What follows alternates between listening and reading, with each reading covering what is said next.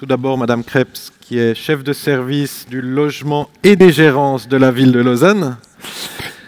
Professeur Bruno Marchand, professeur de théorie et d'histoire de l'architecture.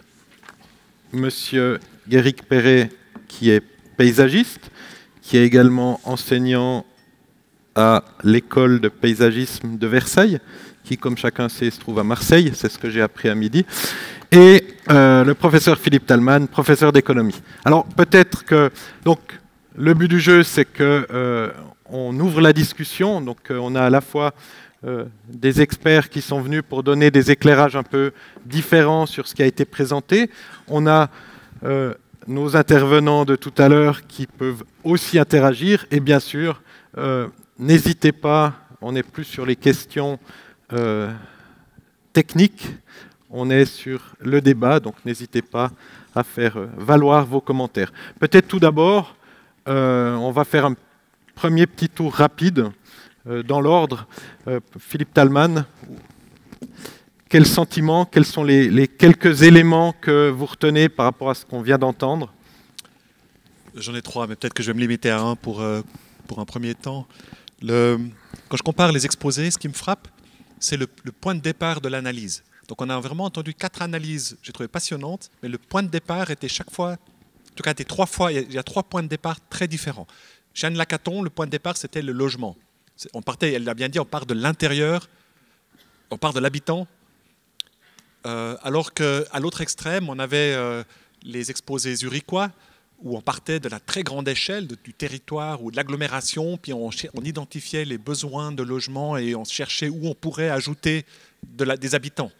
Et puis l'échelle intermédiaire ou l'approche intermédiaire d'Olivier Morand, qui lui, évidemment, se limitait à la cité, par définition, de sa mission. Alors je pense que ce n'est pas innocent, je pense que ça peut conduire à des conclusions différentes.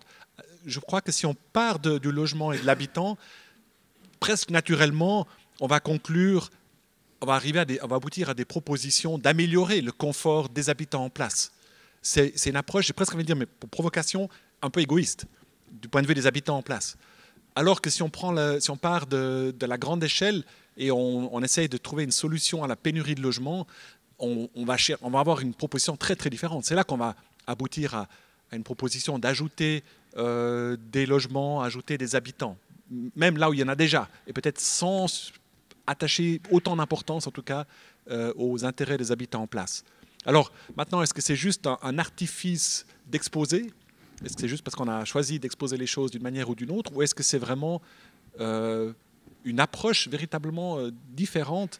Et est-ce que le choix de faire en français moderne, du bottom-up ou du top-down, est-ce que ça a une incidence sur les propositions qu'on va faire quant à une densification d'un quartier existant? Merci. Alors, juste, je vous demande votre sentiment, et puis ensuite, on pourra répondre. Sans doute, il y a des éléments de réponse. Monsieur Perret. Oui, moi, je me questionne sur la question, sur le statut de l'espace interstitiel, parce que au fond, on a entendu parler de cité, de quartier, et on a toujours vu l'espace, l'entre-deux, l'espace intermédiaire, comme quelque chose qui finalement subissait la position des bâtiments et dont on ne comprend pas vraiment l'urbanité. La ville verte, alors on a bien compris avec l'exposé, les rappels historiques sur la cité-jardin, quel était le sens de la cité-jardin et qu'au fond, le côté vert faisait partie finalement de la vie des ouvriers, de la vie, donc était un complément direct. Dans la ville-parc, moi, je ne vois plus tellement le sens. Alors, et il faut rajouter à ça, sur le dernier exposé, on comprend bien que les limites de l'espace privé et de l'espace public deviennent une vraie question en termes de gestion, en termes d'image, en termes de... Donc, au fond, ce paysage intermédiaire de la ville verte à la Suisse, qu'est-ce qu'on peut en conclure pour l'avenir, au fond? Comment on peut faire évoluer ça? Moi, je partage à 200% les points de vue de Anne sur l'idée qu'il faut maximaliser le confort. Donc, pour ce qui est des bâtiments et des logements, essayer d'élargir, d'oxygéner un petit peu. Et dans cet espace interstitiel, dans cet espace intermédiaire, comment on en fait un lieu d'intensité, pas forcément d'agrégation, mais un lieu d'intensité urbaine où des choses peuvent se passer. Et je crois que la ville moderne peut rester verte, mais il faut trouver cette équation. Madame Krebs. Moi aussi, je pourrais dire, je suis plutôt la perception du professeur Thalmann. C'est vrai que dans l'exposé très intéressant qui m'a beaucoup touché de Madame Lacaton, j'ai trouvé la préoccupation de l'amélioration des conditions d'habitabilité des locataires ou des habitants. Et dans les exposés, entre guillemets, suisses, si je peux dire, c'est notre problème qu'on vit depuis bientôt 15 ans, c'est une pénurie aiguë de logements et qui nécessite vraiment des actions d'une certaine rapidité, parce que sinon on a vraiment un problème social aigu de ne pas pouvoir loger les gens. Et les différentes villes suisses essayent, avec les moyens qu'elles ont, trouver des solutions, et quelque part des solutions pragmatiques, parce qu'il faut trouver des espaces dans lesquels on peut assez rapidement construire des logements. Et c'est aussi une démarche que la ville de Lausanne a faite en 2005 avec le fameux préavis 3000 logements durables, qui est sorti lui-même d'une consultation des habitants qui a eu lieu, la fameuse consultation Quartier 21, qui a concerné tous les habitants de la ville, qui ont répondu à une grande, campagne de questions, et que la question majeure qui est sortie, c'était la question de produire plus de logements afin que les Lausannois puissent rester dans leur ville et continuer à loger. Donc je trouve que là, j'ai trouvé effectivement cette préoccupation dans 3 exposés. Puis, par contre, cette préoccupation d'améliorer les conditions d'habitat, j'ai trouvé qu'elle est excellente, et que ce n'est pas quelque chose qu'il faut mettre de côté parce qu'on cherche à tout prix de trouver de nouveaux logements. Merci. Bruno Marchand. Bien, moi j'ai trouvé les 4 exposés vraiment très stimulants et très intéressants, parce qu'ils montrent bien que le problème est assez complexe, qu'on peut l'aborder de différentes manières, qu'il y a des cultures différentes. La culture française des grands ensembles n'est absolument pas celle des Suisses, donc c'est clair que les préoccupations sont tout à fait différentes. Évidemment, les fondements sont toujours les mêmes, c'est habiter. Et habiter, ça veut dire dedans, dehors, etc. Et que tous ces éléments-là doivent être pris en compte. Ce que je trouve très intéressant dans la question des grands ensembles, c'est que c'était un patrimoine très décrié qui est devenu très intéressant. Et ça me pose toujours des questions de comment on va effectivement passer d'une valeur négative à une valeur positive, maintenant qu'on veut le transformer. Parce qu'en fait, avant, on voulait le transformer parce qu'il n'était pas bien. Et maintenant, on veut le transformer parce qu'on a besoin de le transformer, mais les gens, ils le trouvent bien. Donc ça pose un problème, à mon avis, assez complexe, et qui est très intéressant parce qu'il est complexe. Est-ce qu'il y a une réaction peut-être sur cette idée finalement de Philippe Thalmann que une sorte de tautologie, c'est finalement l'entrée dans le projet qui nous dicte le résultat qu'on aura, si je comprends bien. Est-ce que et la version un petit peu, je dirais, cynique, qui dit que l'entrée par les habitants serait finalement la plus égoïste, puisque on ne traiterait pas de l'ensemble de la ville et de l'ensemble de la grande échelle. Peut-être Anne Lacaton.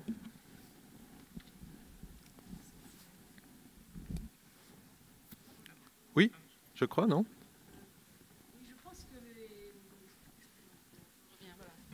C'est bon là. Voilà. Je crois que l'entrée par le logement, elle ne parle pas d'égoïsme, elle ne parle pas de l'habitant comme la seule, comme quelqu'un qui a tous les droits à la place où il est, mais comme l'habitant en général que nous sommes tous, c'est-à-dire sur les questions que la qualité d'habiter est le préalable à toute réflexion sur ce que doit être une ville et les relations sociales qu'on doit partager dans une ville. Donc partant de là, à plusieurs reprises d'ailleurs, j'ai dit que c'était le préalable d'une densification. Donc, et j'ai montré quelques exemples où la densification s'opérait à des endroits où c'était possible et d'autres où ça l'est pas. Donc c'est bien cette idée que, parce qu'à l'envers, l'urbanisme de grands territoires, elle oublie l'habitant à l'arrivée, parce que Olivier l'a bien expliqué, il a été même assez déçu de découvrir qu'au fond, à un moment donné, Meyrin, je crois, comme d'autres cités, c'était l'efficacité du chemin de grue ou d'autres critères qui ont présidé à... Et très souvent, quand on parle de grands territoires ou même de formes urbaines, ça veut dire qu'une fois que cette forme est dessinée, restent les bâtiments. Et au fond, quand on voit les films d'époque, où vous voyez des urbanistes qui manipulent des bouts de sucre parce qu'ils font des villes de 5000 habitants, le bout de sucre, il y a 500 habitants là-dedans, quoi. Alors, donc, est-ce qu'un bout de sucre est représentatif d'une notion de qualité? Donc, moi, je crois que c'est vrai que c'est un peu la position radicale, mais elle nous paraît complètement indispensable et elle n'est absolument pas contradictoire. Je ne sais pas si vous vous rappelez la dernière carte que j'ai montrée, en fait, qui est issue d'une étude qu'on a fait à Bordeaux, initiée par la communauté urbaine, qui posait la question de où construire dans la communauté 50 000 nouveaux logements dans les 10 ans qui viennent autour des axes de transport. Et en fait, par cette méthode du cas par cas, en regardant 50, 100, 200 situations, on a pu montrer qu'avec cette idée de dire on a un existant, chaque fois qu'on crée un logement neuf, il faut rénover un logement existant pour l'amener à la même qualité que celui du neuf, voire mieux. Et donc, on a pu voir que dans cette démarche-là, les 50 000 logements pouvaient se faire sans aucun problème. On pouvait même aller à 60, 70 000 sans augmenter aucun nouveau territoire de la communauté. C'est cette attitude de cas par cas, seule, qui permet de définir ça et non pas une attitude de cartographie. Est-ce qu'il y a des questions, des remarques de la salle? N'hésitez pas, il suffit de faire un petit signe et puis on vous donne la parole. Ce que vous nous dites, c'est que ça vous permet aussi d'évacuer la question patrimoniale, quelque part. Si je pars de l'habitant, quelles sont finalement, est-ce qu'on a des règles là derrière? Je m'adresse à Bruno Marchand. On a vu que finalement Zurich fait des choix très tranchés, puisqu'il y a un certain nombre de bâtiments qui ont disparu pour en construire d'autres. Je ne mets pas de jugement de valeur sur la qualité des nouveaux bâtiments, ni sur celle des anciens, mais disons, on fait des choix très tranchés. Quelle est la réaction? Est-ce qu'il y a des règles qu'on peut suivre au niveau du patrimoine, ou à nouveau on est sur le prototype, sur le cas par cas? Ça dépend. Le micro. Non, de nos jours, tout est patrimoine. Donc il faut le savoir. Donc il y a un élargissement de la notion du patrimoine qui ne concerne plus les monuments et autres. Et c'est vrai qu'après, c'est un choix de société. Je crois que Zurich a fait un choix de dire qu'il y a des parties du bâti qui ne sont plus aptes, qu'il est plus cher de les rénover ou de les réadapter, et que pour atteindre les densités qu'on a de nos jours, il faut complètement construire des choses nouvelles. Moi, j'aime beaucoup cette attitude pour deux raisons. La première, c'est qu'elle est très pragmatique, et des Zurichois, c'est pas étonnant. Et puis, deuxièmement, si vous voulez, c'est parce qu'elle nous décomplexe par rapport à la notion de patrimoine. La troisième, c'est qu'effectivement, les densités des opérations des années 40, qui étaient grosso modo du 0,25, n'est absolument plus compatible avec des densités qu'on a de nos jours. Et je trouve qu'on est aussi une société qui doit croire en l'avenir et qui doit croire que des architectes comme Anne Lacatan ou Yves Sheehan savent faire aussi bien ou mieux que nos ancêtres. Voilà. Et ça, je pense que c'est une réelle position sociétale et culturelle qu'on doit avoir. Bon. Après, on sait que la société n'est pas exactement comme ça, qu'effectivement, en Suisse romande, on est beaucoup plus attaché aux vieilles pierres que peut-être les Zurichois et que ça pose beaucoup de problèmes. Je crois en l'occurrence que ce qui est très étonnant, c'est que les grands ensembles en Suisse romande sont les meilleurs grands ensembles de Suisse. Il faut le savoir, parce que c'est ici que ça s'est passé. Hein. Et qu'il y a à Zurich un ou deux du bois qui sont pas mal, mais ici on a Lignon, on a Meyrin, on a tous ces grands ensembles qui sont d'une très très grande qualité, et qu'eux, ils méritent de continuer à vivre, mais sous un angle patrimonial. C'est-à-dire que le travail qu'a fait Auberson, c'est simplement de comprendre les règles qui existaient à Meyrin et de perpétuer la qualité de ces règles. Quand il dit le vide et les mauvaises qualités, il faut le refaire, mais il ne dit pas il faut le remplir. Donc il a compris que dans les réalisations comme Mérin, qui étaient d'inspiration Beaux-Arts, ce n'est pas uniquement les bâtiments, mais c'est les vides entre les bâtiments qui sont très très importants. Et dans ce sens-là, je crois qu'on peut parler patrimoine, pas au sens de la conservation des pièces, mais de la compréhension des principes de composition qui sont à la base et qui font que tout ce qui viendra par la suite doit être en concordance, doit faire écho à ces principes de base. Voilà, c'est ça que je voulais dire. Parce que de nos jours, je pense que les grands ensembles doivent avoir la même attention que la vieille ville, quelque part, mais avec un esprit très très ouvert. Une question, une remarque? N'hésitez pas. Oui, madame.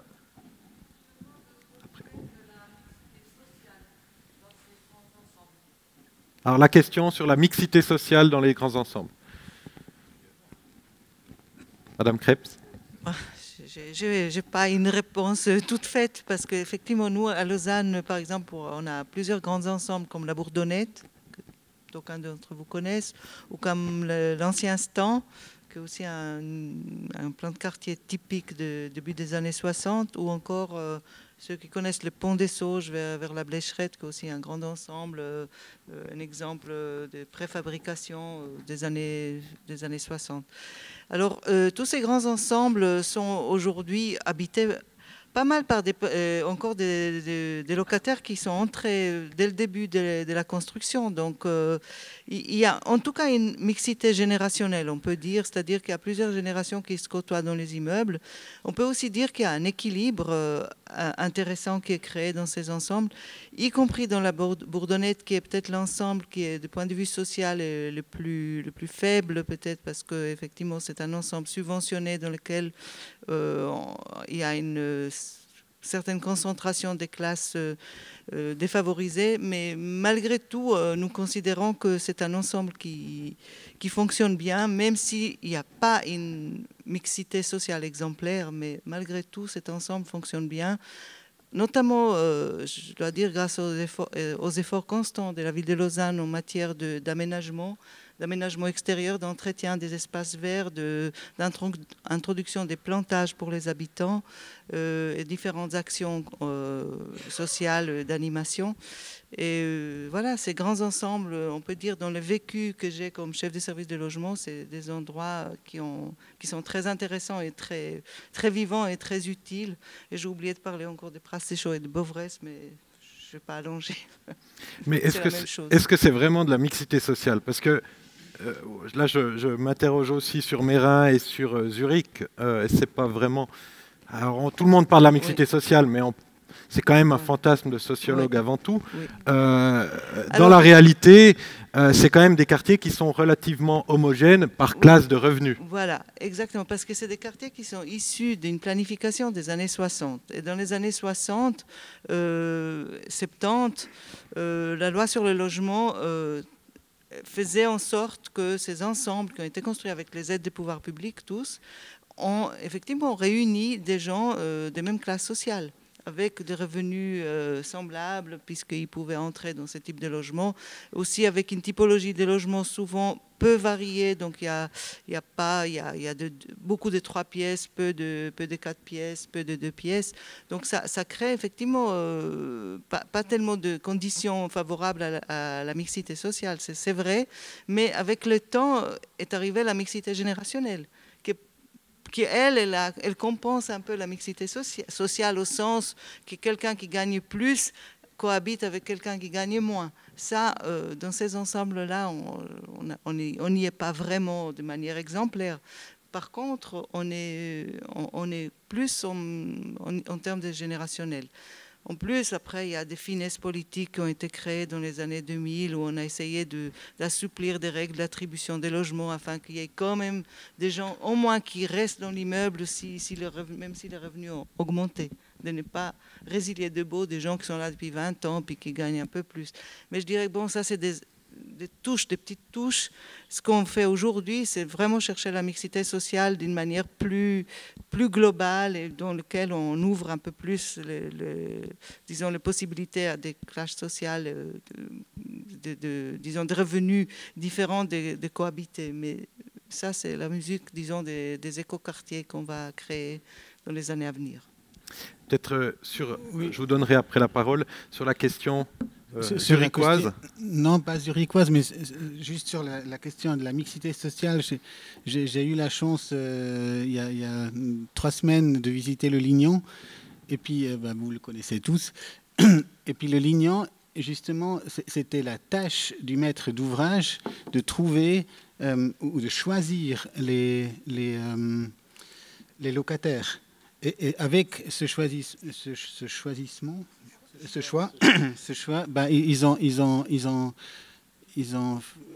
ont tout dans leurs mains.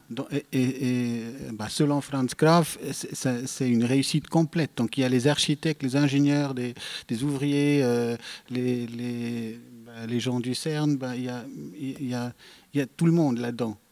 Donc ça prouve que, évidemment, aussi dans les grands ensembles qui n'étaient pas prévus pour ça, là je suis d'accord,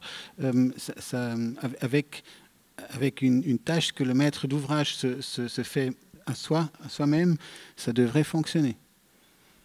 Anne Lacaton, vous vouliez réagir là-dessus?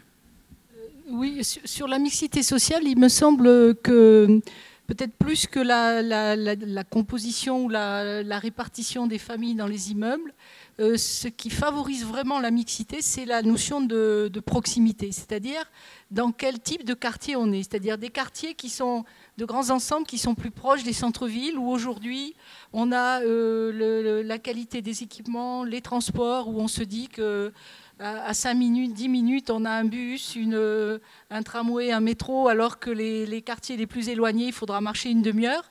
Eh bien, je crois que c'est ça qui est beaucoup plus favorable en fait à la création d'une mixité qui se fait relativement naturellement. Parce que je ne crois pas trop, moi, à cette idée et notamment à travers simplement le concept d'éco-quartier, qu'on puisse arriver à la créer vraiment aussi facilement. Il faut d'abord créer de l'attraction, de la qualité de logement et de la qualité de proximité. Et cette mixité, je pense qu'elle est plus facile à mettre en place. Encore sur la mixité, alors. Et puis ensuite, je vous promets, je vous donne la parole.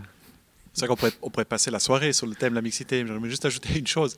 Le Lignon, s'il y a de la mixité, c'est aussi parce qu'il y a différents propriétaires. Il y a même certaines parties qui sont PPE. Et je sais qu'en ville de Lausanne, notamment, on cherche à développer ce genre de quartier où il y a à la fois un bloc coopératif, un bloc subventionné, peut-être qui appartient à la ville, un troisième bloc qui sera en PPE, etc. Et c'est un peu comme ça qu'on obtient aussi de la mixité.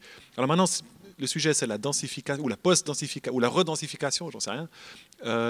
La possibilité d'ajouter des bâtiments dans un autre statut ou avec un autre propriétaire, pas trivial, parce que le terrain, le foncier, normalement appartient, par exemple, à la coopérative. Ajouter là-dedans un bloc PPE, c'est peut-être pas trivial, mais c'est peut-être dans cette direction-là qu'on peut aussi amener de la mixité dans des ensembles, des grands quartiers où il y en a peut-être plus autant. Sans parler du fait qu'avec ces nouveaux bâtiments, c'est aussi d'autres générations souvent qu'on fait venir. C'est quand même plutôt des familles plus grandes, plus jeunes, enfin des familles déjà avec enfants. Et donc là, ça s'amène aussi une diversité qu'on n'a peut-être pas si on fait que rénover ou agrandir les bâtiments existants. Mais au-delà, ce que vous dites aussi sur des questions économiques, c'est aussi ce qui permet à des copropriétés qui ne sont pas très riches de créer des ressources pour rénover leur patrimoine. Et ça, c'est... alors, en France, on n'a pas pu encore arriver à faire des exemples comme ça, mais on voit que finalement une copropriété, et avec par exemple les droits que vous arrivez à donner, qui arrive à créer 10% par exemple de logements supplémentaires qu'elle va vendre. Donc d'une part, effectivement, ça favorise une mixité, mais ça lui crée des ressources qui lui permettent de rénover son patrimoine alors qu'elle n'a pas les subventions du public, quoi. Volontiers. Nous avons donc beaucoup parlé de crise du logement que nous vivons, que nous subissons en partie. Elle a différentes raisons, que ce soit l'allongement de la durée de vie, l'augmentation de la population, mais elle a aussi une des raisons, c'est l'augmentation de la surface d'habitation par habitant. Et puis, je me demandais si, dans les réflexions que vous avez eues, est-ce qu'il y a aussi peut-être une occasion de travailler là-dessus de façon innovante pour... Ouais, cesser de devoir construire autant pour loger les mêmes habitants. C'est-à-dire trouver des solutions d'évolution, soit à travers la vie, soit même en partage dans les maisons. Peut-être le point de vue de Philippe Talman sur la question. Alors, ce n'est pas vraiment une réponse, c'est un complément d'information. Vous avez vu les exemples qui ont été présentés par M. Argast. Les exemples de démolition-reconstruction sont des exemples où il a donné des chiffres. On a vu l'évolution du nombre de mètres carrés de surface de plancher. C'est là qu'il y a une augmentation de la densité au sens habituel, l'indice d'utilisation du sol. Mais il n'a pas tellement mis l'accent sur l'augmentation du nombre de logements.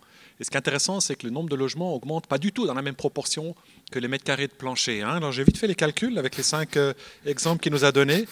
Petite déformation professionnelle. La surface de plancher, brute de plancher a augmenté de 140% sur la somme des 5 plus 140%. Le nombre de logements a augmenté de 44% seulement. Ça veut dire que la surface moyenne mètres carrés brut de plancher par logement a augmenté de 66%. On a vraiment construit des logements qui sont 2 tiers plus grands. Hein. Alors on pourrait se dire, bon, le but est partiellement atteint parce qu'il y a quand même plus de logements, mais c'est quand même, ça ne va pas dans le sens du développement durable, hein, si c'est pour avoir des logements toujours plus grands. Maintenant, il y a un élément qu'on n'a pas, malheureusement, mais que j'ai trouvé des chiffres. Par ailleurs, on a vraiment pas mal de choses sur Zurich, c'est le nombre de personnes qui occupent ces logements, donc la taille des ménages. Et il s'avère que là, quand on regarde dans les logements qui ont été construits ces 10 dernières années, la taille moyenne des ménages, surtout dans le coopératif, c'est à peu près 2,5 personnes. Alors que dans ce qu'on démolit, dans ces vieux petits logements, en moyenne, c'est 1,5. Donc quand on passe de 1,5 à 2,5, même si les logements sont plus grands, le fait qu'il y ait plus d'habitants compense, et en l'occurrence exactement. Donc en mètres carrés par habitant, en surface brute de plancher par habitant, on reste à 47 mètres carrés. Donc voilà, alors maintenant c'est temporaire parce qu'on sait très bien que les 2,5, ça sera aussi 1,5 dans une vingtaine d'années. Enfin voilà, c'est un peu les éléments à prendre en compte encore avant de répondre à cette question de densification. Sur cette question-là, peut-être. Oui, vous avez raison, mais j'aimerais ajouter que les coopératifs limitent les surfaces par personne. Et ils ont un règlement, par exemple, qui disent un pièce à 4 chambres, par exemple, c'est pour 3 personnes. Et alors c'est très strict.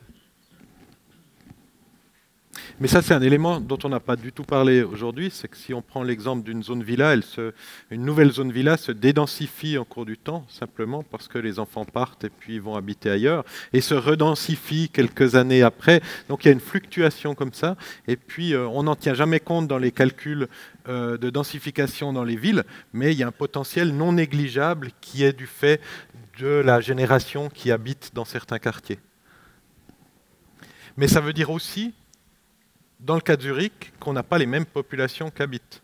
Si on a des appartements plus grands, on a les loyers, soit les loyers sont contrôlés, soit les loyers sont totalement libres dans un marché libre, et du coup, ce n'est pas les mêmes populations qui peuvent... Vous confirmez ? Et donc les populations qui habitaient là vont habiter où ? Parce qu'on a une sorte de gentrification qui ne dit pas son nom, mais qui est effective. Oh, c'est difficile à dire. Je constate que la mixité change. Nous avons d'autres personnes qui viennent en ville, et nous avons constaté que la mixité sociale a changé chez les coopératifs grâce à la densification. Elle est meilleure après la démolition, reconstruction. Alors, c'est une chance pour nous parce que nous, dans les années 80, Zurich était vraiment une ville des pauvres. Ouais. Alors, nous avons amélioré la situation mixité sociale. Par tous mais pas diminuer la pauvreté, donc les gens vont bien habiter quelque part. Nous avons beaucoup de pauvres, plus que l'agglomération. Des questions dans la salle, des commentaires ? Xavier Fischer ? Oui, peut-être tout d'abord, je remercie très sincèrement les organisateurs et encore plus les orateurs pour la qualité et la complémentarité des exposés.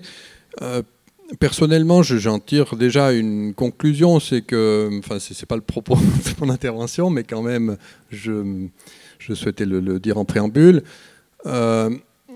c'est que il y a une complémentarité dans les approches qui est nécessaire et une contextualisation non seulement du projet et de la réponse morphologique ou fonctionnelle, mais aussi dans la démarche. Et j'ai trouvé extrêmement intéressant ce collage, disons, un peu caricatural, mais je ne les prends pas comme des éléments opposés entre la démarche d'Anne Lacaton ou bien les exemples zurichois, par exemple. Mais alors, moi, j'aimerais peut-être poser la question de la notion du temps dans ces processus, parce qu'ici, en fait, on compare un petit peu des résultats, mais en fait, il s'agit bien de processus. Et en amont de tout ça, enfin, peut-être juste... Ça me semble être des exemples aussi qui montrent que si on approche les questions de manière contextuelle à la fois par rapport au cadre physique mais aussi au cadre social, on a probablement plus de chances d'aboutir dans ces processus de densification parce qu'il y a beaucoup de résistance à la transformation par ceux qui sont en place. Et ça prend du temps. Alors j'ai entendu qu'à Zurich, on discutait avec les coopératives avant de faire le processus, avant de faire le projet, qu'on demandait l'avis des gens. Anne Lacaton a aussi bien insisté sur le fait qu'au début de son projet, elle discute avec les habitants. Voilà, alors est-ce qu'on peut nous parler un petit peu plus, disons, de cette partie du processus, le temps que ça prend, et comment ça interfère ou pas sur les solutions qui sont retenues à la fin? Qui veut s'exprimer?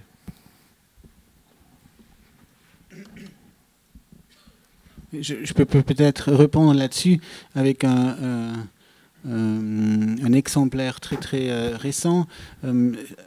Par exemple, vous l'avez vu aussi, je l'ai montré, il y avait une de ces cours très grandes à Zurich, le Kanzleihof, par exemple. Là, il y a une substance bâtie de l'existant qui est protégée. Et donc, la ville de Zurich et les coopératives, ensemble, ont lancé un processus de 10 ans pour faire possible que ces bâtiments ne sont plus dans le patrimoine. Et c'est-à-dire qu'ils doivent d'abord faire 3 concours pour chacun de ces cours. Donc, tous les 3, il prend du temps. Après, les 3 gagnants, ils vont être remis à une table avec les maîtres d'ouvrage, donc la ville, les coopératives et les architectes. Et après, on fait un plan directeur. Et depuis ce plan directeur, il va être développé pendant une année, j'imagine, et après, ça doit être voté. Le peuple doit voter là-dessus. Et juste après, c'est seulement après ce processus de peut-être 10 ans qu'en 2020, on va probablement pouvoir construire. Donc c'est un processus très long et qui est extrêmement qui est long et qui fait que ce qu'on planifie maintenant, c'est pas la nécessité qu'on sait maintenant.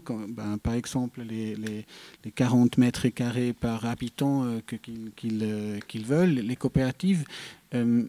Aussi, on ne sait pas si dans 10 ans, c'est toujours les 4,5 et les 3,5, ou c'est plutôt les 2,5.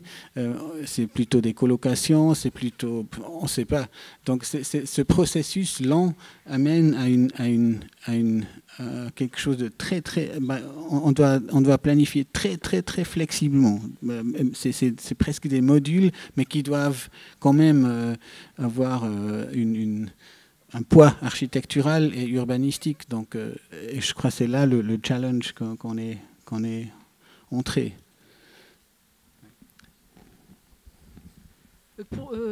Sur cette question du temps, nous, les opérations, là, globalement, la tour à Paris, c'est à peu près 5 ans entre le concours et la livraison. Et le temps au fond, le temps des habitants, il est pratiquement, à part le concours, il est pratiquement sur la durée, parce que c'était pas simplement, on a vraiment intégré les habitants comme un partenaire qui fait un travail. C'est-à-dire c'est pas une participation un peu bateau où on fait des réunions, on informe et après ok c'est bon. Simplement, il n'était pas question que l'habitant soit l'architecte.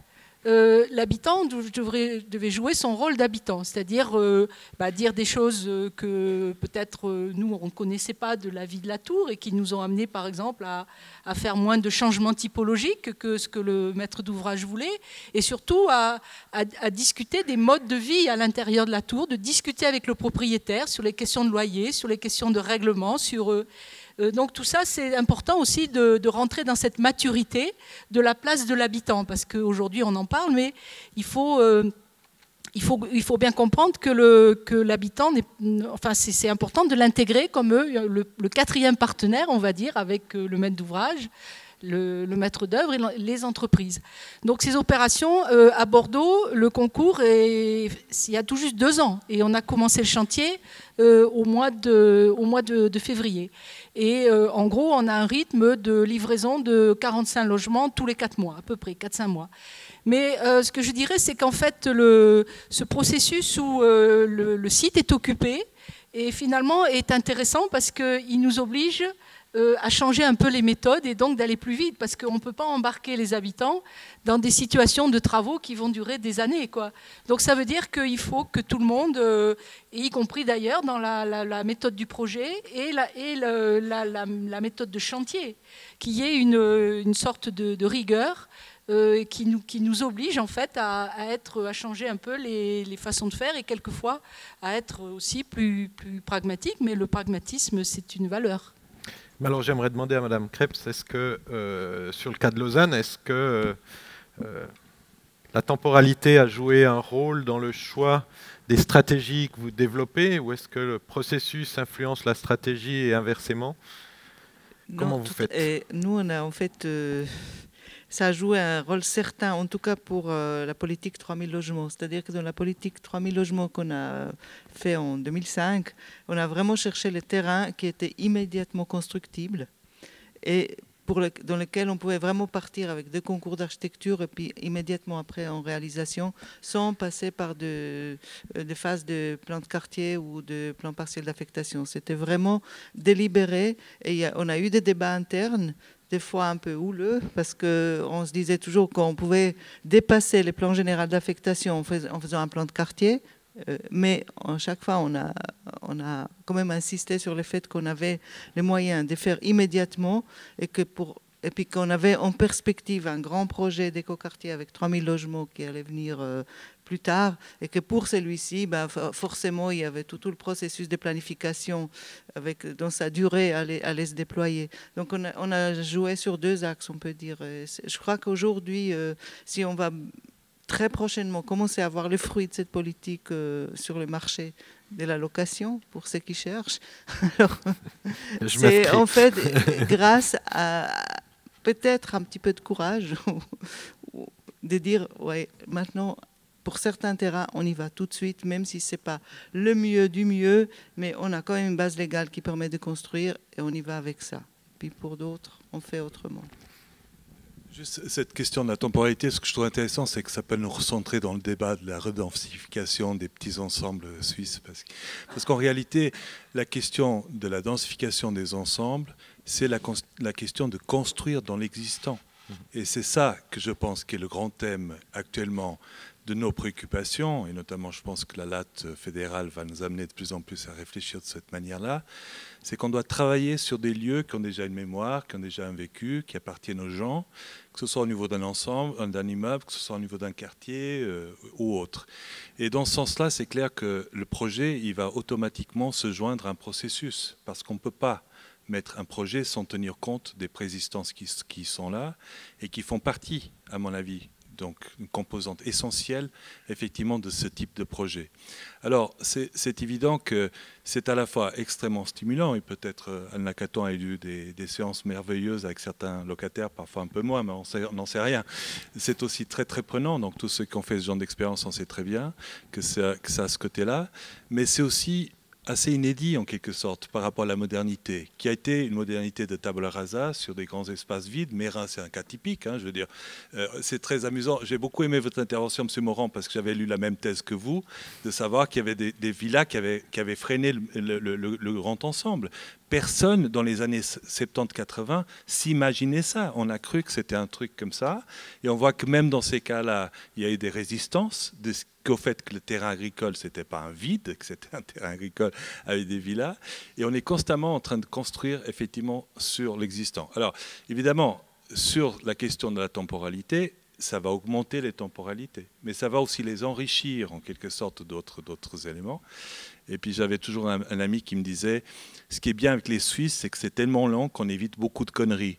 Donc c'est possible que ce soit une certaine sagesse dans cette façon de faire. Philippe Talman. Juste en complément de ce qui a été dit, une chose qui m'a vraiment impressionné dans les exposés, tous les exposés étaient vraiment excellents, mais dans les exposés de M. Argast et Sheehan, sont ces cartes qui ont été faites dans l'agglomération, la région zurichoise. Alors, je ne suis pas du tout urbaniste, hein, donc c'est peut-être pour ça que j'ai été ébloui, mais j'ai trouvé très intéressant comme ils n'ont pas juste fait une carte où on voit des densités, c'est une carte qui intègre aussi une analyse morphologique, une analyse historique de quand ça date ces quartiers, quel type de quartier, les orientations, les pentes, des choses comme ça. Et c'est ça qui amène ensuite à identifier les points où on pourrait construire sur l'existant, où on devrait mettre l'accent en priorité. Et je me suis posé la question, est-ce qu'on fait ça aussi chez nous, en Suisse romande ? Est-ce qu'on a ce genre cette finesse d'analyse ou est-ce que c'est, encore une fois, les Zurichois qui sont exemplaires? Peut-être on pourrait demander aux nombreux urbanistes, j'en vois qui rigolent.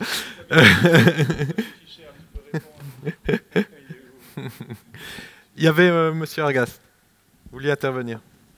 J'ai voulu juste ajouter quelque chose par rapport à la participation. Hein. Si c'est possible. Oui. Parce qu'à Zurich, la ville et les coopératives, même les institutionnels, font des conceptions de rénovation et de densification à long terme. Et comme j'ai dit dans ma présentation, ces conceptions font partie des discussions et d'adaptation aux assemblées. Chez les coopératives. Mais c'est très dur à convaincre les privés, les institutionnels de faire participer les habitants parce qu'ils ont vraiment peur d'intégrer tous ces intérêts. Alors ça, c'est un long chemin à faire. Mais si vous avez des idées comment le faire, je suis très intéressé. Alors encore Anne Lacaton, puis ensuite la question de monsieur dans la salle. Oui, juste un tout petit mot pour continuer sur la temporalité, parce qu'on parle beaucoup de la complexité des processus. Je pense qu'il ne faut pas aussi ignorer le temps qu'on perd avec la normalisation, l'empilement inextricable des normes. Chaque fois qu'il y a un nouveau problème, il y a 10 normes qui arrivent derrière. Et non seulement 10 normes, il y a 10 contrôleurs derrière encore. Et donc on perd un temps infini à essayer de débrouiller ces questions. Qui, au fond, sont très peu positives parce qu'on ne peut pas dire... Alors, elles amènent des garde-fous, je pense que tout n'est pas négatif, mais pour certaines, on ne peut pas dire qu'elles amènent un plus de qualité. Donc, je crois que ça, tous les États en Europe parlent de cette simplification normative qu'en réalité, on ne voit jamais arriver. Mais moi, je trouve que c'est un ralentissement qui est beaucoup plus néfaste et beaucoup plus, en tout cas négatif, en tout cas dans l'intérêt, que tout ce qu'on a cité sur la lenteur des autres processus, qui au fond, les autres processus, c'est normal de prendre son temps aussi quand on est dans ces matières-là, quoi. Bon, vous avez l'air très d'accord sur la densification. J'y vois aussi un certain nombre d'inconvénients quand même. Un agrandissement des villes existantes qui prennent des fois des échelles démesurées, un travail de fourmi assez démoralisant peut-être même. Est-ce que, et c'est la question que je pose, est-ce qu'on n'aurait pas envie de créer de nouvelles villes plutôt que de continuer ce qui est fait? C'est un peu dans le sens de Bruno Marchand. Il y a 50 ans, on avait le courage de créer des villes. Londres a créé des nouvelles villes. On crée de nouveaux quartiers. Et maintenant, zéro. Pourquoi? Qui veut répondre? Oui, moi j'ai une réponse. Je pense que c'est vraiment fini en Suisse. Il faut faire des vraies villes. J'ai montré Zurich, le noyau dense de Zurich est vraiment petit. Alors nous aimerions faire ville où il n'y a pas de la ville. Et je pense que c'est un programme, où ça pourrait être un programme ou une conception pour la majorité des villes en Suisse, je pense. Mais je pense que tous les villes ou les morceaux de villes nouvelles qu'on a établis en Suisse, il y a plusieurs à la périphérie de Zurich. Ils ne fonctionnent pas. Et ouais, c'est ça. Un autre élément, Anne Lacaton. Il me semble, et puis dans la continuité de ce que vous disiez, qu'avant de penser à faire de nouvelles villes, parce que peut-être que ça viendra, d'ailleurs en Chine, c'est ce qu'ils font aussi, mais ils sont peut-être à un niveau plus urgent que le nôtre, il me semble qu'on a encore un travail d'optimisation et de qualification des villes qu'on a aujourd'hui. Parce que quand précisément on regarde de près, on s'aperçoit que partout, on peut requalifier, et la densification, mais à condition qu'elle soit évidemment discernée, fait partie de cette qualification. Parce qu'il faut bien voir quand même qu'on a un certain nombre de quartiers dans les villes qui n'ont pas d'intensité. Et amener de l'intensité, ça veut dire quelquefois trouver un peu de logement, un peu de bureaux en plus, un peu qui ne vont pas dégrader les conditions d'espace pour chacun, mais qui vont amener quand même des services supplémentaires. Donc, il me semble on a un peu un temps devant nous encore, là, où on a cette qualification à faire par une densité mesurée. Donc, on n'est pas en train de parler des plus grandes tours du monde, mais une densité au cas par cas, comme on l'a vu à Zurich ou dans d'autres endroits, qui permet d'amener de la qualité et non pas de dégrader. Parce que si la densité, c'est de la contrainte, je pense que c'est pas, évidemment, faut pas suivre. Mais je crois qu'avant de faire de nouvelles villes, on a encore ce travail-là de mieux optimiser, de mieux qualifier les espaces intérieurs que l'on a sans agrandir les surfaces des villes. Et quand on fait ce travail-là, on en trouve des surfaces à optimiser, à améliorer. Monsieur Perret. Oui, et puis pour aller dans ce sens-là, je pense qu'il faut essayer de réfléchir à la différenciation des espaces, parce qu'au fond, où s'arrête la ville aujourd'hui ? On ne sait plus très bien. Donc, ce qui paraît intéressant pour conserver un confort de vie, c'est d'identifier des pôles, des lieux, des sites, s'appuyer sur le socle géographique pour justement faire ce traitement différencié et de la qualité de vie. Et donc, il y a certains lieux qui vont supporter la densification. Il y en a d'autres où il faudra laisser respirer. Et je pense que ce travail de géographie urbaine, il est à faire aujourd'hui. Et il est à faire en tenant compte de l'habitant, c'est-à-dire en rentrant par l'intérieur des sites, de la qualité qu'ils peuvent apporter. Et du coup, en extraire peut-être des schémas, des plans de développement, mais qui feront un espace différencié. Et je pense que, pour revenir à la question de la nature en ville, on peut trouver par là, en s'appuyant sur la géographie, sur la composition, par exemple le bord des rivières, les versants bien exposés, mal exposés, etc., on peut trouver des tas d'arguments pour choisir de densifier, de ne pas densifier, etc. Et ce travail-là, il débute. On ne sait pas encore vraiment le faire.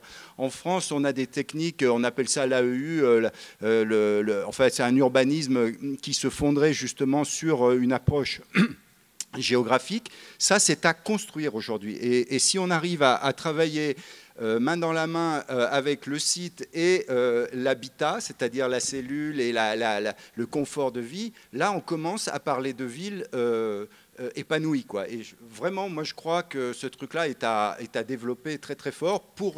Dans l'enseignement, d'ailleurs, il faut qu'on apprenne aux étudiants à lire un site comme un alpiniste apprend à lire le rocher pour monter, quoi. Je veux dire, c'est central pour notre avenir. C'est fini les prix de Rome et les gens qui dessinaient très très bien voilà, des compositions. Mais ça veut dire aussi que, comme Amérin tout à l'heure, la question de l'équité de traitement, elle est évacuée. Non. il y a un Puisqu'il y a des sites où on peut et des sites où on ne peut pas, voilà. sous d'autres indicateurs que le cadre légal. Après, ça va rebondir sur l'équité administrative, sur les limites, les périmètres administratifs des communes, le partage des revenus, des ressources, etc. Donc ça va rebondir très très loin. Mais partons du site. C'est la seule chose qui, à mon avis, est pérenne pour un certain temps. Je crois que ce qu'il faut combattre, c'est l'uniformité, pas l'égalité. On avait une question, monsieur. Vous vouliez poser une question. Le micro va arriver, parce que les gens derrière ne vont pas vous entendre. Merci.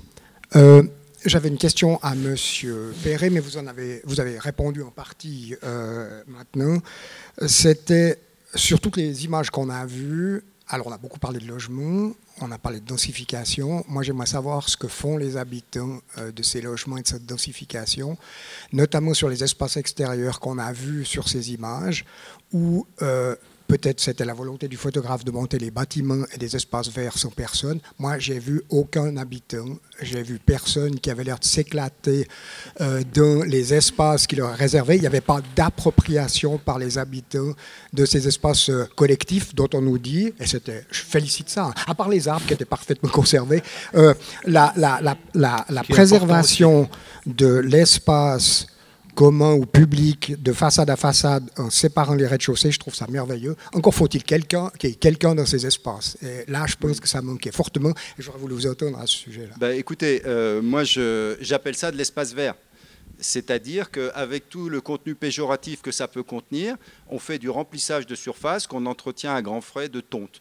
Et effectivement, pour moi, il y a une matière, et la richesse des grands petits ensembles ou des grands ensembles, comme on voudra, c'est que leur constitution a laissé justement respirer, a laissé de la place pour que ça puisse évoluer.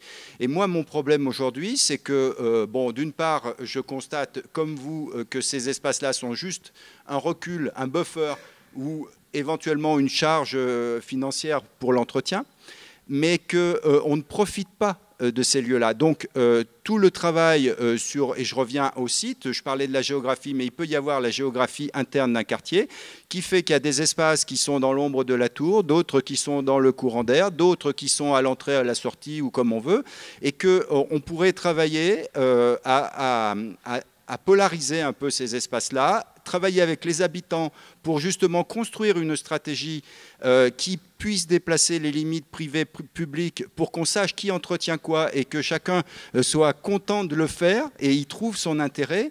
Et voilà, aujourd'hui, on est face à un tableau. C'est-à-dire qu'on a les bâtiments posés dans une géométrie et on a le fond du tableau qui est vert.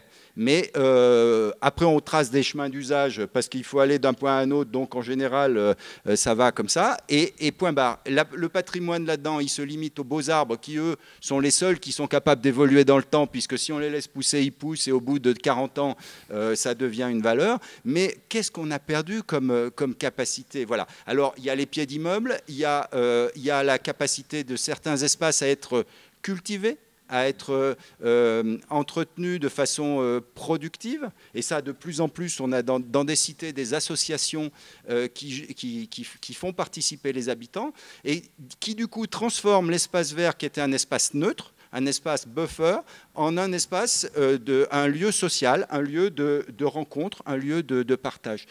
Moi, on est en train d'essayer de faire ça dans les cités des quartiers nord à Marseille. Je peux vous dire que c'est une autre dureté que nos cités ici à Meyrin ou ailleurs.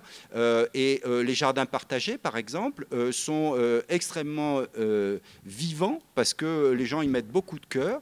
Et bon, ça ne règle pas tous les problèmes, mais c'est une partie de l'espace qui est réutilisé. Et c'est un peu l'idée du dedans-dehors, c'est-à-dire que moi j'aime bien qu'on mette des balcons parce que la salle à manger, elle s'ouvre et que le balcon c'est un peu un dehors mais qui a un peu dedans. Et je trouve que s'il y avait des lieux comme ça, de jardins et d'espaces qui font que c'est habité à l'extérieur, là, on a tout gagné.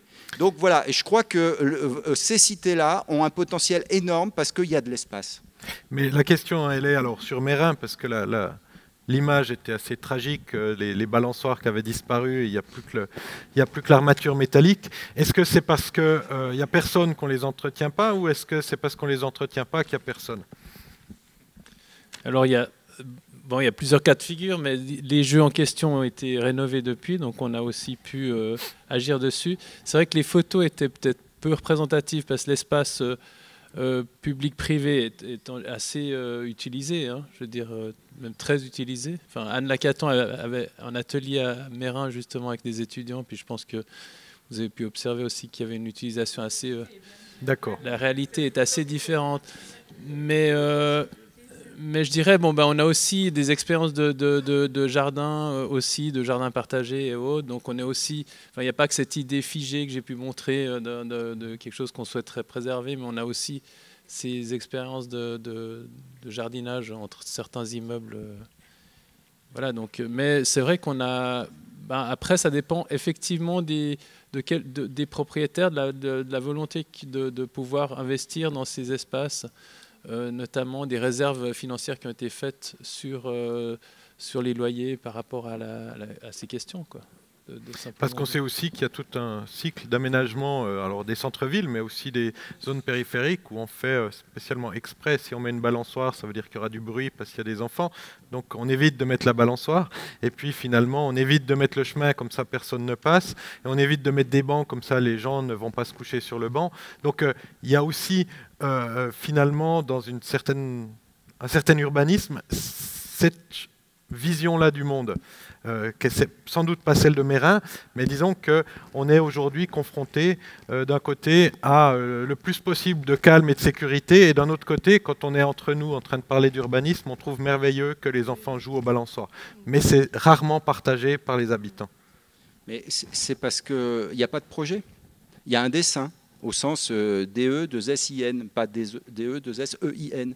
Et s'il y avait un projet sur ces espaces qui était construit avec les habitants, on n'aurait pas le problème du banc qui fait du bruit, etc. Parce que, et même si c'est des projets transitoires, parce que je rebondis sur la question du temps, on pourrait imaginer à faible coût, faire des expériences qui ne sont pas forcément pérennes et qui mettent en animation et qui permettent de tester les capacités de l'espace justement avec les occupants.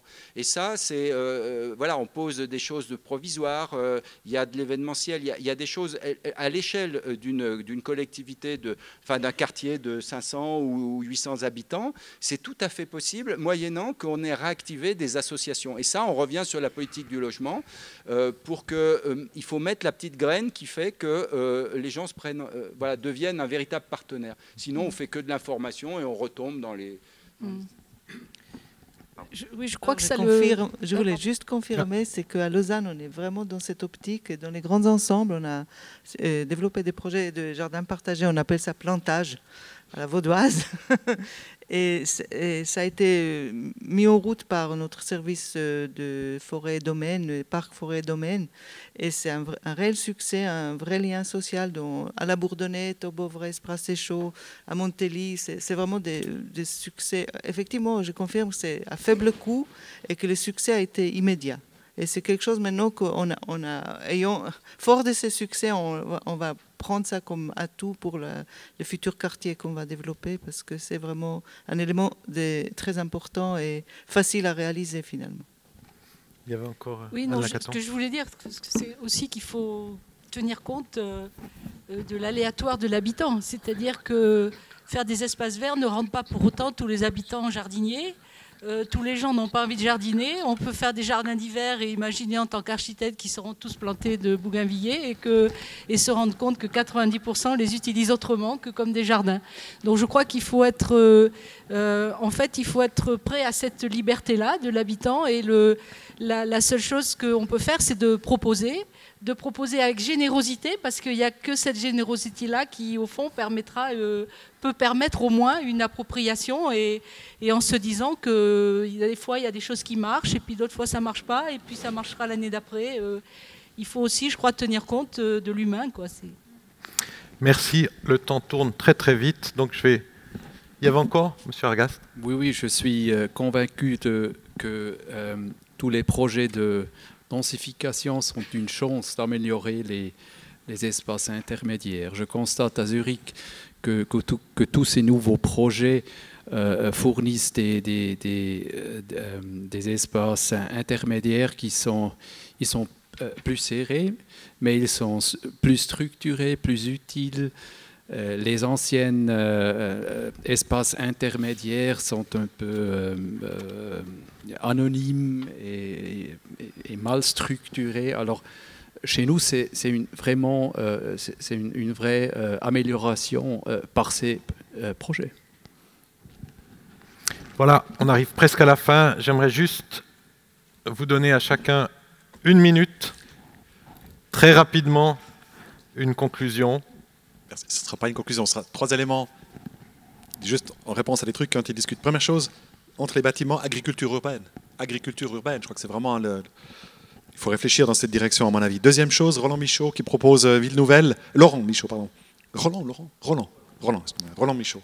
Ville Nouvelle, Bulle, 8 000 habitants en 1983, 17 000 aujourd'hui. On a une ville nouvelle. On fait des villes nouvelles. C'est pas ça, hein. Il faut que ça soit dans le désert.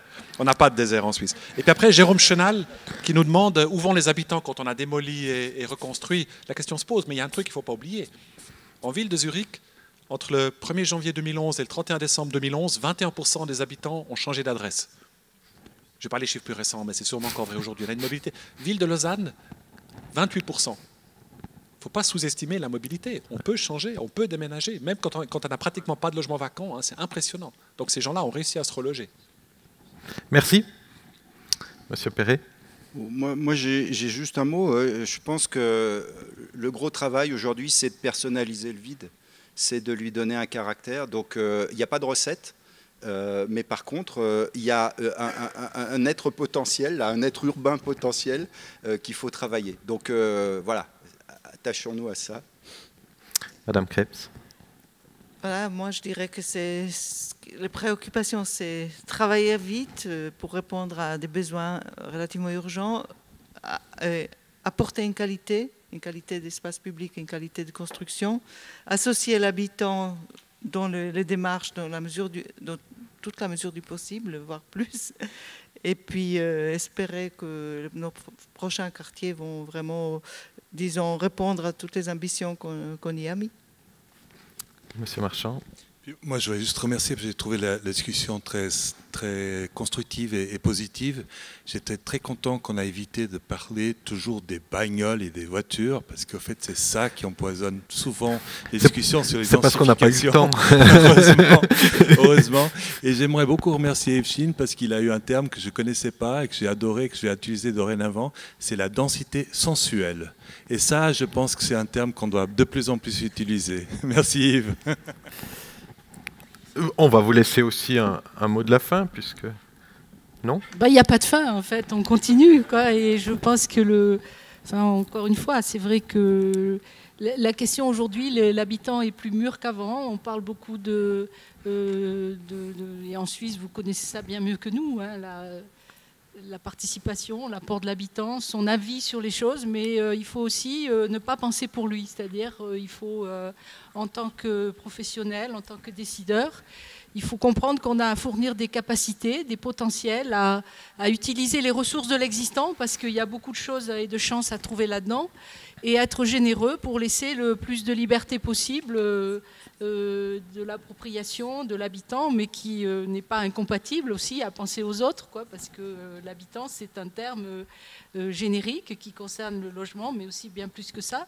Et puis aussi, il y a la question de l'économie qui est particulièrement importante. Alors l'économie, c'est pas un gros mot, c'est au contraire, c'est l'intelligence, c'est la maturité qu'on peut mettre à faire les choses et à comprendre là où il faut la complexité, là où elle n'est pas nécessaire, là où elle est décorative, parce que maîtriser l'économie, c'est aussi se donner beaucoup plus de marge, de liberté pour faire beaucoup plus de choses.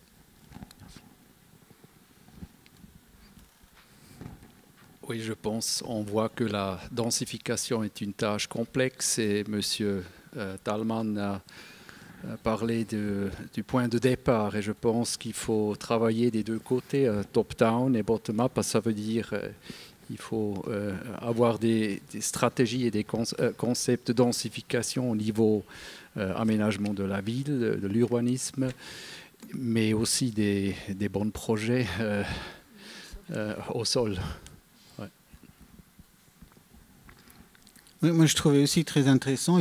On est tous d'accord qu'il faut absolument redensifier. Je dirais même il faut massivement redensifier encore. Mérin a peut-être, je sais pas, une densité de 100%, même pas. C'est ridicule. Il faut faire 3 fois Mérin. Après, ça devient intéressant. Et il faut juste, des tours ou n'importe, mais 3 fois la densité. Parce que Rein Koolhaas, une fois, il a dit, la ville, c'est la densité et la mixité de fonctions. Puis, si on a les deux choses, la ville commence à fonctionner. Et il faut, comme Guéric Perret a dit, il faut traiter le vide. Ça, c'est l'important primordial, je trouve aussi. Ouais. Sauf que la canopée aussi, juste la canopée, elle est extrêmement importante pour le logement. Tu as dit, vous partez de l'intérieur. Voilà, de l'intérieur du logement, la canopée, même si elle n'est pas utilisée du tout, c'est merveilleux. Il faut s'imaginer cette image de Bruno Taut que j'ai montrée. Ça, c'est la densité sensuelle. Moi, je voulais revenir sur la question de ces rez-de-chaussée et de la nécessité d'en discuter avec les habitants. C'est beaucoup plus facile à faire lorsqu'on est une collectivité, qu'on possède des immeubles ou une fondation immobilière de droit public. Lorsqu'on a affaire à des privés, très souvent, ils n'ont juste pas envie d'en parler. C'est-à-dire qu'on se retrouve avec des propriétaires qui habitent à Zurich ou ailleurs, et puis donc ils sont inexistants, on n'a aucune prise, et c'est ce que j'ai tenté de démontrer à un moment, que lorsqu'ils ont besoin de mettre un étage ou deux de plus, qu'on peut à un moment discuter avec eux, puis leur dire c'est bien déjà de pouvoir vous rencontrer, puis par ailleurs on a un certain nombre de demandes à vous faire. Je voulais dire quand même que sur cette question de la mixité et sur la question des populations dans ces cités, c'est quand même une question assez sensible, qu'on est parfois un peu sur la corde raide et qu'on doit être toujours très vigilant de conserver vraiment de la haute valeur sur ces différentes cités. On en a vu certaines qui ont un peu peut-être pas bien tourné, surtout quand on est trop proche des avions comme Mérin ou trop proche de l'autoroute comme la Bourdonnette. Donc c'est des cités qui sont déjà peu attractives au départ. Et du coup, on doit faire un effort double pour pouvoir attirer d'autres populations. On l'a fait au Verger, notamment avec les coopératives, où tout à coup, on essaye, et puis ça fonctionne pour l'instant, d'avoir des gens qui disent on a envie de venir à Mérin. Mais à travers l'exemple d'Anne Lacaton, que je crois qui a intéressé tout le monde, on peut se dire tout à coup en offrant de l'habitabilité supérieure, en tout à coup ces villas suspendues, ça peut être un moyen tout à coup de dire on réussit à attirer ces personnes en se disant tiens, pourquoi est-ce que j'irais pas vivre à Mérin ou à la Bourdonnette ou ailleurs. Merci. Donc on va, je pense, applaudir nos différents intervenants.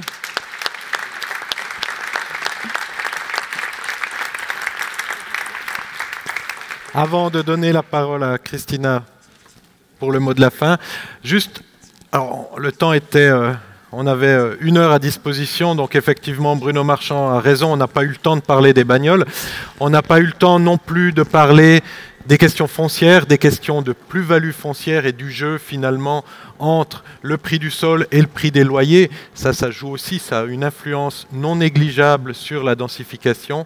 Il y a plein de choses qu'on n'a pas eu le temps de voir, forcément c'est partiel, j'espère que ce n'était pas partial, mais en tout cas partiel, et je donne le mot de la fin à Christina.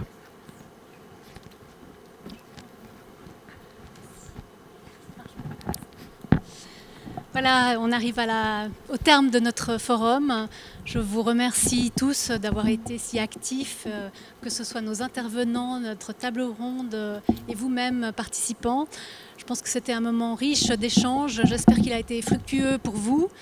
Il va falloir qu'on soit très inventif l'année prochaine pour trouver un thème aussi fédérateur que celui-ci et pour accueillir autant de monde, je l'espère. Avant de vous proposer un apéritif, je veux juste rappeler que vous retrouverez l'ensemble des interventions et des contributions des conférenciers sous la forme d'un cahier qui va apparaître dans la revue Tracé au mois de mars,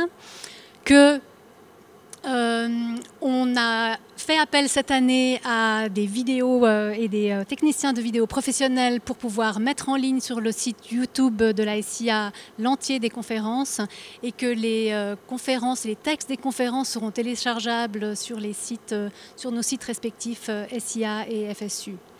Mais sans plus attendre, je vous invite à passer dans le hall pour continuer l'échange autour d'un verre. Je vous remercie beaucoup et je me réjouis de vous accueillir l'année prochaine, aussi nombreux.